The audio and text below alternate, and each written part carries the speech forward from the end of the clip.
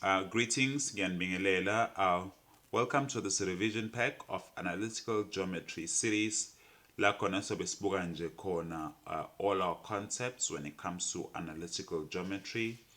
And first things first, we're just going to be starting our concepts in midpoint, right? So, iyini midpoint, right? So, midpoint is a point etholakala phakathi nendawo kulayini othile, okay? Because itholakala phakathi nendawo kulayini othile, i-midpoint idivida bonke olayini into two equal halves. So for example, if kukuthi mhlawumbe we had a point there of point C, kukuthi i-midpoint kuloya layini, izodivide lo line lo in such a way that u-BC uyalingana nobani? No-CD. Okay? Right, cool.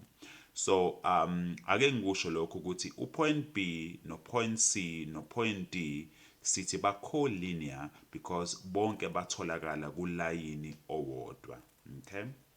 Now, so i-midpoint ke iyakhona ukuthi ibaleke using the formula ethi u-x3 oku-x we-midpoint ulingana no-x wami wokuqala engiwuthola on either end of your straight line lo sokhuluma ngawo uhlanganisa no-x wakho wesibili otholakala on the other end bese konke okutholile ukudivide ngo-2. The same thing uyakhona ukuyenza for u-y we-midpoint uthi u-y1 ngimhlanganisa no-y2 bese ngidivide ngobani? Ngo-2. Okay? So when it comes to calculating i-midpoints, I would say into yokuqala ekubalekile ukuthi uyenze ukuthi uqale udenote ama-coordinates akho. For example, let's say maybe sino point D no point B betholakala on the other end of our line. So therefore it's okay. The ku-D laphana then ngizoba no x1 ngibe no y1 bese mhlambe on the other point etholakala on the other end bese ke ulenza libe ubani u-x2 nobani no y2. After this, you can therefore easily calculate ama-coordinates akhe midpoint ngokuthi usubstitute because u-x3 wakho uzobe mele i-x coordinate yakhe midpoint and then u-y wakho y3 wakho mele ini y coordinate yani ye midpoint. Therefore, u-x3 wakho will therefore be equals to u-x1 and then in this case u-x1 wethu ubani u3 la ngibona khona x1 ngifakele 3 plus x2 wethu ubani u1 all over 2.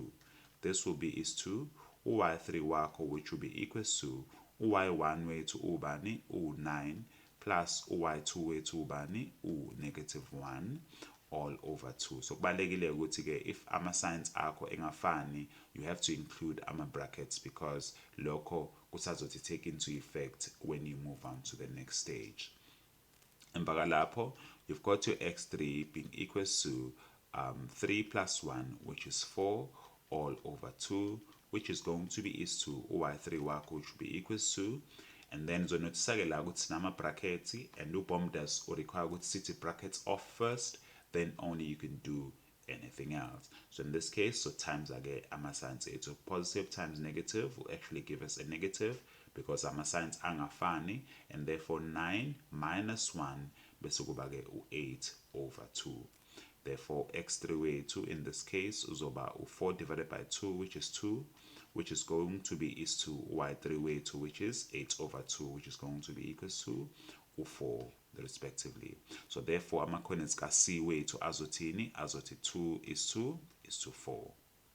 Ake sibuke nansi example yethu yesibili, okay?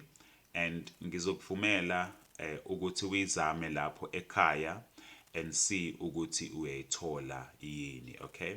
So you can pause the video kulesigaba and then uyizame lapha ekhaya and then as soon as you're done then usungabuya uqhubeke uzodlala i-video. But however, ama-coordinates kufanele wathole kuzofanele athi 4 is to 6. Okay, fanele athi 4 is to 6. So zama-ke lapha ekhaya and then as soon as you're done usungaqhubeka upress play and okay, then we can actually do it together, right? So therefore so qala ngokudenote-ke, okay? So therefore we've got our x1, our y1, x2 y2. In fact akunankinga ukuthi ke imuphi umkhetho ukuthi abo 1 imuphi umkhetho ukuthi abo 2 it actually doesn't matter. It is entirely up to you. Therefore siyazi lapha no x3 nobani no y3. So therefore u-x3 wethu uzolingana nobani no x1 simhlanganisa no x2 all over 2.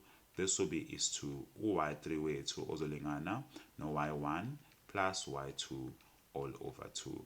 Therefore x1 wethu again uzobobani.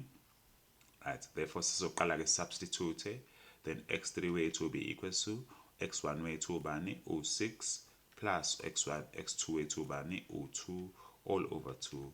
This will be is 2 y3 wethu ubani y1 wethu ubani u15, right, plus a negative 3 all over 2. Therefore our x3 uzolingana no 6 plus 2 ekuzoba 8 over 2.